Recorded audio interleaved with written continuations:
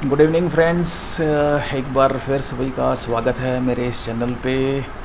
मेरे चैनल का नाम है बी हैप्पी विद मिनेश के दत्त। हम बुक डिस्कस कर रहे हैं declutter your mind, written by S J Scott and Barry Davenport. हम इसका थर्ड सेक्शन जो है डिस्कस कर रहे हैं। इसका पहला सब सेक्शन जो है हमने डिस्कस किया था लास्ट वीडियो में, जिसका नाम था negative impacts of bad relations. आज हम पहली हैबिट या स्ट्रेटजी जो है जिसका नाम है बी मोर प्रेजेंट, इसको हम डिस्कस करेंगे।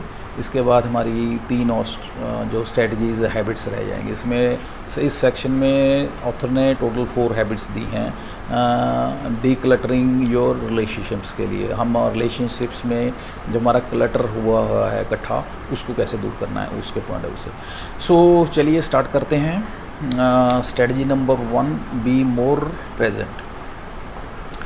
यूनिवर्सिटी ऑफ कैरोलिना की जो स्टडी है उनमें पाया गया है कि जो कपल्स हैं वो जो अपने माइंडफुलनेस जिसे कहते हैं B in the present moment, वो जो प्रैक्टिस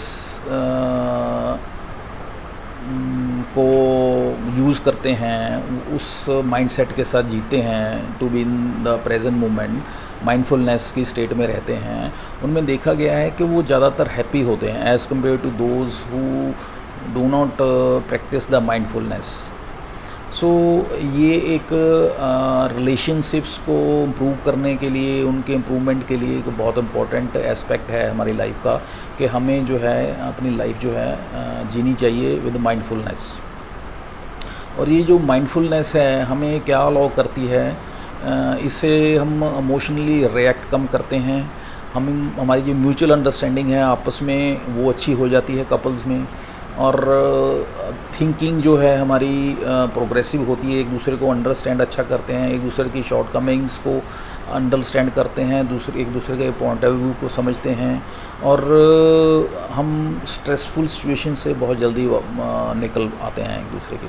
और ऑथर कहते हैं कि ये ज़रूरी नहीं है कि हम कपल्स की रिलेशन के रिगार्डिंग ही बात करें, हम ये किसी भी रिलेशंस को इसमें ले सकते हैं।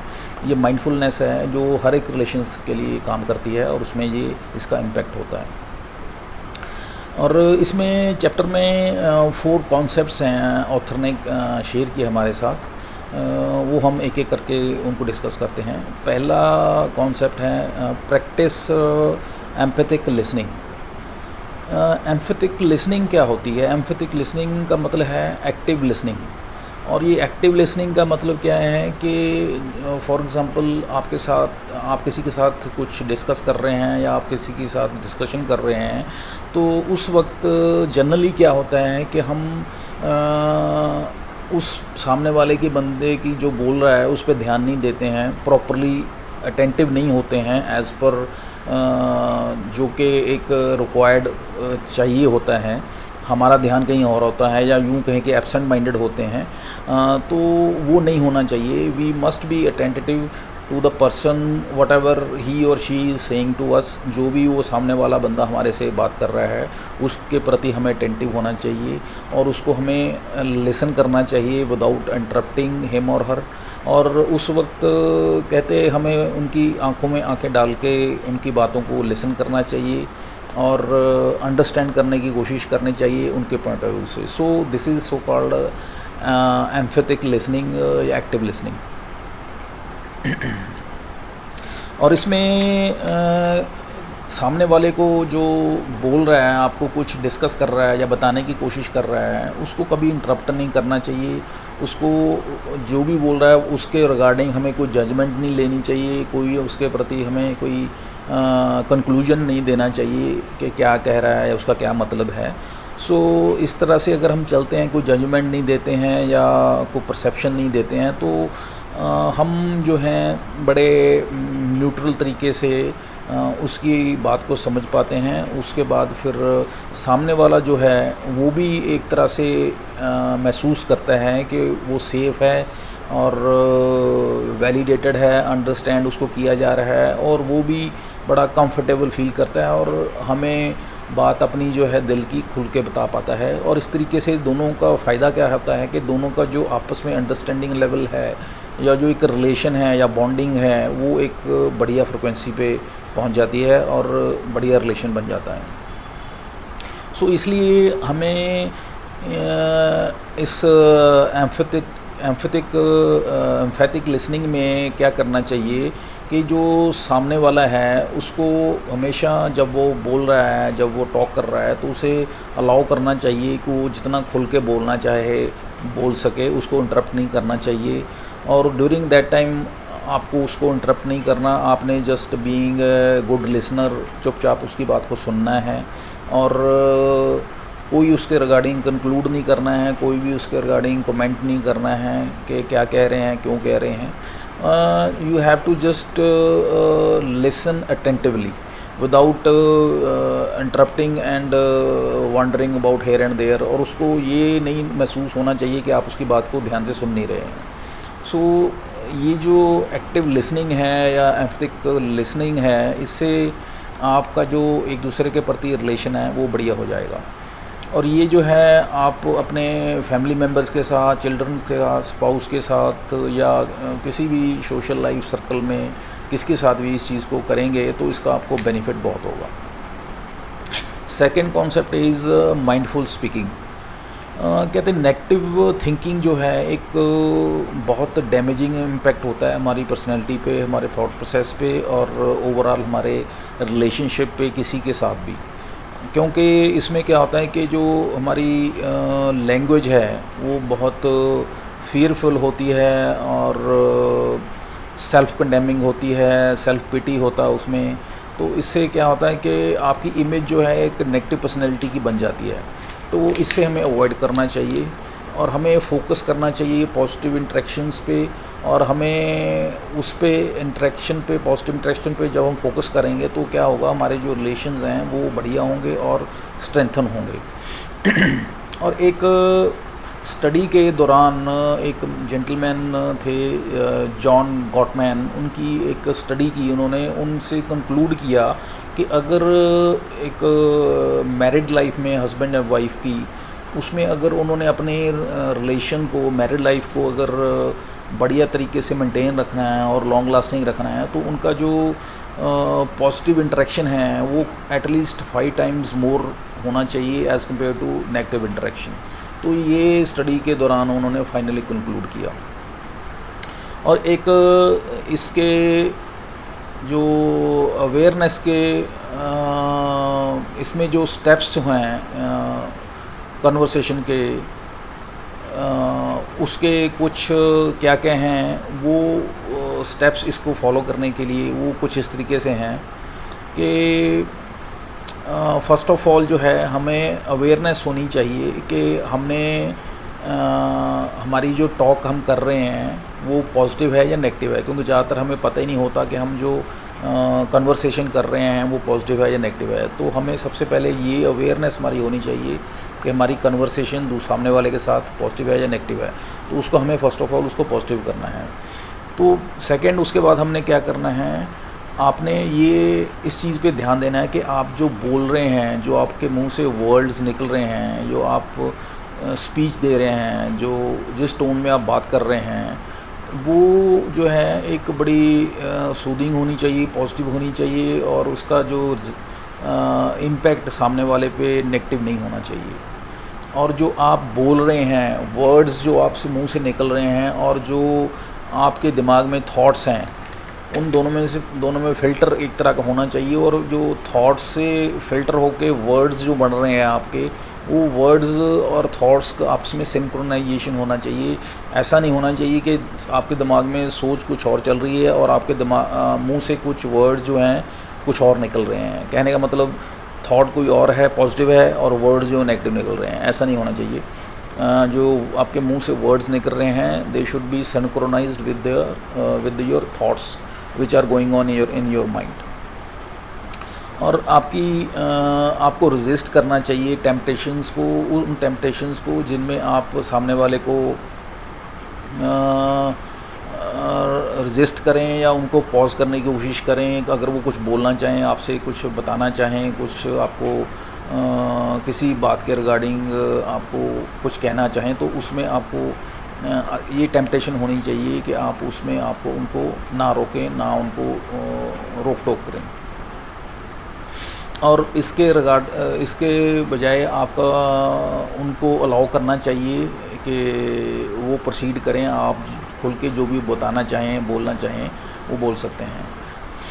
और इस तरीके से क्या होगा कि आप एम्पावर कर लेते हैं सामने वाले के साथ अपने रिलेशन को बढ़िया करने के लिए, और इससे क्या होगा, आपका रिलेशन भी बढ़िया हो जाएगा सामने वाले के साथ, वो भी अच्छा फील करेगा, और अलॉन्ग विद दैट आप खुद अपने आप जो है, आपकी जो अपने प्रति फीलिंग है वो भी अच्छी हो जाएगी। आप अपने लिए भी एक कह लेंगे, उसे कहेंगे अच्छा महसूस करेंगे, आपका जो माइंड में क्लटर है वो भी कम हो जाएगा। You will also feel at ease and less stressed, और ओवरऑल जो है आपको जिसे कहेंगे अंदर से आपको खुशी महसूस होगी। Third concept is loving kindness meditation. इसमें क्या है कि ये फोकस करती है कि फीलिंग ऑफ वार्मथ, जो कहते हैं हमारे मन की जो एक वार्मथ है, हमारे जो दिल की एक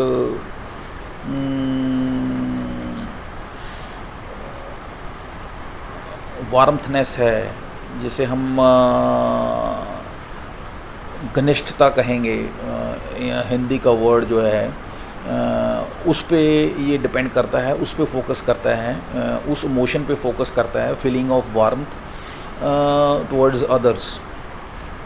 तो इसमें क्या होता है कि हम जो हैं अपने रिलेशनशिप्स जो हैं उन लोगों के साथ इम्प्रूव करने की बात करते हैं, वो या उन रिलेशंस को हम फोकस करते हैं जिनके साथ हमारे रिलेशंस इन पास्ट जो हैं अच्छे नहीं रहे हैं। और by doing this loving kind meditation हम उन लोगों के साथ जो अपना रिलेशनशिप है वो बढ़िया कर सकते हैं, और इस तरीके से जो उनके साथ हमारा पास्ट में कॉन्फ्लिक्टिंग रिलेशन रहा है हम उस चीज़ को इम्प्रूव कर सकते हैं, और इंटरपर्सनल रिलेशन जो हैं वो बढ़िया हो सकते हैं। और ये जो ट्रिक्स हैं, ये जो स्टडीज़ हैं, ये 3 तरह की स्टडीज़ हुई हैं, साइंटिफिक स्टडीज़ हुई हैं जो कि साइंटिस्ट द्वारा अलग अलग कंट्रीज़ में हुई हैं। उनके रिज़ल्ट्स जो फाइंड आउट हुए हैं, उनकी जो कंक्लूजन्स आए हैं, उन्होंने इस लॉन्ग लविंग काइंडनेस मेडिटेशन को सपोर्ट किया है। इसमें एक स्टडी में पाया गया है जो कि स्टैनफोर्ड यूनिवर्सिटी की एक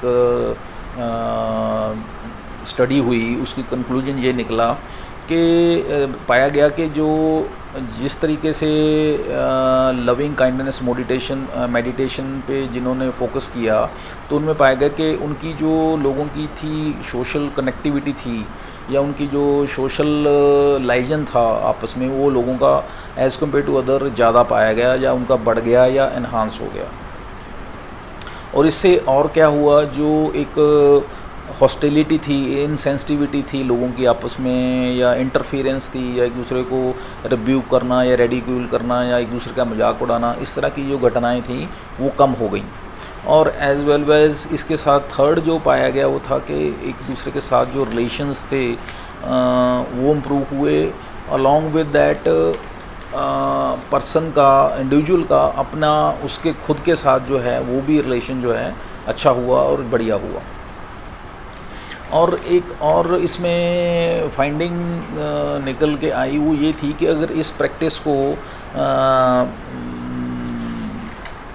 लविंग काइंडनेस मेडिटेशन को अगर 7 हफ्ते लगातार हम इस प्रैक्टिस को करते हैं, तो पाया गया कि जो फीलिंग्स थी with respect to joy, love, contentment, gratitude, pride, hope, interest as well as amusement, ये सारे जो characteristics थे, traits थे, इनके प्रति फीलिंग्स जो थी वो enhance हो गई। यानी कि जॉय का जो फीलिंग था, या प्यार का जो फीलिंग था, जो संतुष्टि की फीलिंग थी, या होप की या प्राइड की जो जो फीलिंग्स थी, वो एनहांस हो गई, वो बढ़ गई लोगों में। और ये जो मेडिटेशन है, इसको करने के लिए 10-15 मिनट का समय लगता है, और इसको हम इजीली कर सकते हैं। इसको करने के लिए 2-3 स्टेप ही हैं, वो बड़े आसान स्टेप हैं। उसमें पहला स्टेप है कि आपने सिंपल एक शांत जगह पे बैठ जाना है। उसके लिए आप चेयर पे भी बैठ सकते हैं, या कुशन पे, हम फ्लोर पे बैठ सकते हैं क्रॉस लेग करके, और अपनी स्पाइन को सीधी करके बैठ जाना है, आंखें बंद कर लेनी हैं। और उसके बाद आपने उस बंदे के बारे में सोचना है जिसके बारे में आप की जो फीलिंग्स हैं अच्छी नहीं थी पास्ट में। उस बंदे की आपने जो पॉजिटिव ट्रेड्स हैं उसके जो अच्छे गुण हैं उनके बारे में आपने सोचना है।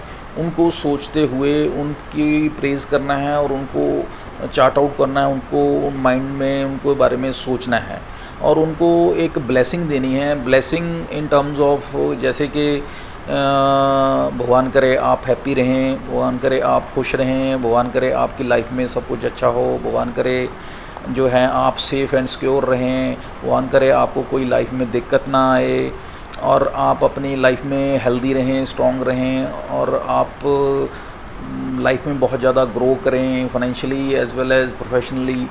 आपको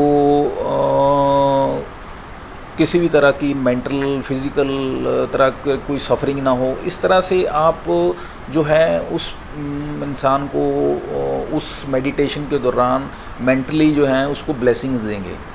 तो इससे क्या होगा, इससे फ़ायदा ये हुआ कि आप एक तो उस बंदे के प्रति आपकी जो फीलिंग है वो बढ़िया हो जाएगी, मेंटली आप लाइट हो जाएंगे, आपके पास जो एक इमोशन नेगेटिव थे वो कम हो जाएंगे। और इसका आपको क्या फ़ायदा होगा, आपका जो मेंटल क्लटर है वो कम हो जाएगा, और आप जो है एक मेंटल ईज़ में आ जाएंगे स्टेट में, और आप जो सो कॉल्ड स्ट्रेसफुल सिचुएशन आपकी माइंड की है वो भी कम हो जाएगी, वो आप स्ट्रेस आपका रिड्यूस हो जाएगा। फोर्थ कॉन्सेप्ट जो है वो है end of comparison with others. इसमें क्या है कि हमारी सबसे बुरी आदत, या हमारे एक बाय डिफ़ॉल्ट ह्यूमन नेचर है कि दूसरों के साथ कंपेयर करने की, अपने आप को इर्रेशनल कंपेयर करने की, खास करके उसमें ज़्यादातर फिर रिज़ल्ट क्या होता है कि हम फ्रस्ट्रेट होते हैं, हमारी लाइफ एक टर्मोइल हो जाती है, उथल पुथल हमारी ज़िंदगी में हो जाती है।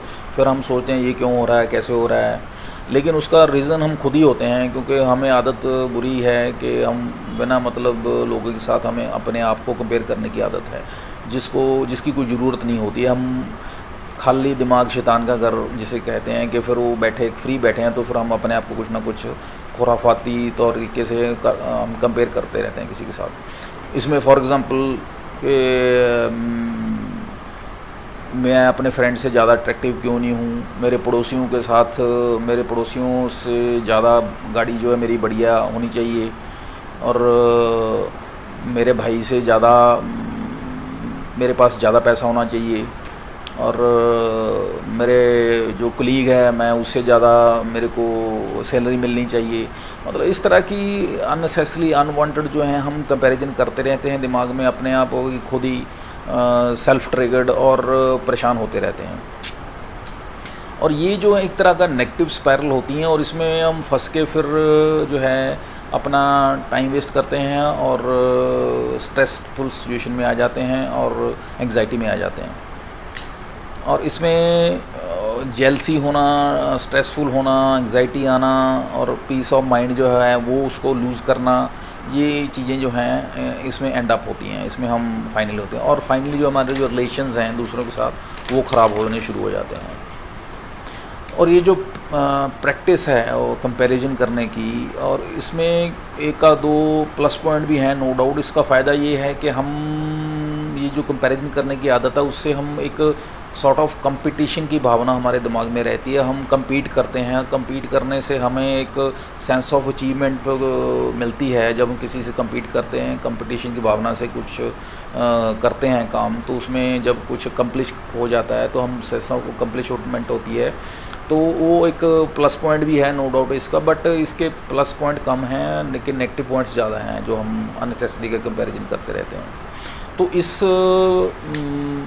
इसे सेट ठीक करने के लिए हमें मेंटली काफ़ी मेहनत करनी पड़ती है ताकि हम जो ये जो कंपैरिजन की हैबिट है इसको दूर कर सकें, इसके साथ जो इमोशंस अटैच्ड हैं उससे अलग करने के लिए। और ऑथर ने हमें 3 स्ट्रेटजीज़ हमारे साथ शेयर की हैं जिससे हम ये कंपैरिजन करने की आदत जो है इसको हम छोड़ सकते हैं, या इससे छुटकारा पा सकते हैं, या इसको हम अवॉइड कर सकते हैं या कम कर सकते हैं। इसमें पहली प्रैक्टिस है वो है प्रैक्टिस नंबर 1 जो है that is radical self acceptance. इसमें क्या करते हैं कि आप कोई कंपैरिजन नहीं करते हैं, आप अपने आप को एज़ इट इज़ जो है आपकी जो एट प्रेजेंट सिचुएशन है आप उसको एक्सेप्ट करते हैं। आप ये नहीं कहते हैं, आप ये नहीं सोचते हैं कि मेरे साथ ऐसा क्यों हुआ, वैसा क्यों हुआ, क्योंकि जो भी है आपके साथ हो रहा है या चल रहा है वो बहुत बढ़िया है। आप इस चीज़ को मान लेते हैं, एक्सेप्ट करते हैं। उसमें फ़ायदा ये होता है कि आप मेंटली स्ट्रेसफुल सिचुएशन में नहीं जाते हैं और मेंटली ईज़ में रहते हैं। अदरवाइज़ क्या है कि आप अगर इससे ज़्यादा कम ज़्यादा सोचेंगे तो फिर वो आपके लिए फ्रस्ट्रेटिंग ही होगा और आपके लिए एक नेगेटिव सिचुएशन खड़ी हो जाएगी, उसमें आपको फ़ायदा कुछ होगा नहीं। तो इसमें ये जो है इस तरह की माइंडसेट रखी जाती है या इस तरह से अपने माइंड को समझाया जाता है या इस तरह से चला जाता है। और इसमें इंस्टेड ऑफ रेजिस्टिंग हम सिचुएशन को एक्सेप्ट कर लेते हैं और एक्नॉलेज कर लेते हैं कि जो चल रहा है, जो हो रहा है वो बहुत बढ़िया है। तो इससे हम एम्पावर हो जाते हैं और लिबरेट हो जाते हैं उस स्ट्रेसफुल सिचुएशन से। और सेकंड प्रैक्टिस जो शेयर की है ऑथर ने that is change not you can, change what you can, change what you can. ये एक सेरेनिटी प्रेयर है जिसके अकॉर्डिंगली है God please give me the serenity first to accept what I can't change the things, second the courage to change the things which I can do, third the wisdom to know the difference. कहने का मतलब हे परमात्मा मुझे इतनी ताकत दो कि मैं चीज़ों को चेंज कर सकूं जिनको मैं चेंज कर सकता हूं, या जिन चीज़ों को मैं चेंज नहीं कर सकता उनको एक्सेप्ट करने की मुझे इतनी ताकत दो कि मैं उनको एक्सेप्ट कर सकूं, और दोनों में क्या डिफरेंस है, दोनों में क्या फ़र्क है, इतनी मुझे समझ दो कि मैं उन डिफरेंस को दोनों के डिफरेंस को समझ पाऊँ और मेंटली तौर पे जो स्टेबल रह सकूँ और स्ट्रेस में ना आऊँ। सो ये एक तरह से इस तरीके से जो है जब ये हम प्रेयर करते हैं या इस तरीके से अपने माइंड में सोचते हैं, प्रेयर करते हैं या माइंड सेट को इस तरह से रखते हैं तो हम जो है एक स्ट्रेसफुल सिचुएशन में ना जाके मेंटल ईज़ में रहते हैं, एक काम एंड कूल सिचुएशन में रहते हैं। और कंपैरिजन की ये जो एक सो कॉल्ड नेगेटिव स्पायरल है उससे बचे रहते हैं। थर्ड प्रैक्टिस है एक्सप्रेस ग्रेटिट्यूड कॉन्स्टेंटली। कंपैरिजन करने से होता क्या है कि हम जो ऑलरेडी हमारे पास है एसेट्स हैं या हमारे पास हमारी लाइफ में जो भी हमारे पास है फिज़िकली जो हमें दिख रहा है, जो फिज़िकली नहीं दिख रहा है, टेंजिबल और intangible whatever things we are having in our life, चाहे वो हमारे बच्चे हैं, हमारा घर है, परिवार है, गाड़ियाँ हैं, बंगले हैं, फिज़िकली जो कुछ भी हमें दिखाई दे रहा है, जो हमारे पास है, हम उस चीज़ का धन्यवाद ना करते हुए भगवान का हम उन चीज़ों पे कंसंट्रेट करते हैं, उन चीज़ों पे हम ध्यान देते हैं जो हमारे पास नहीं है।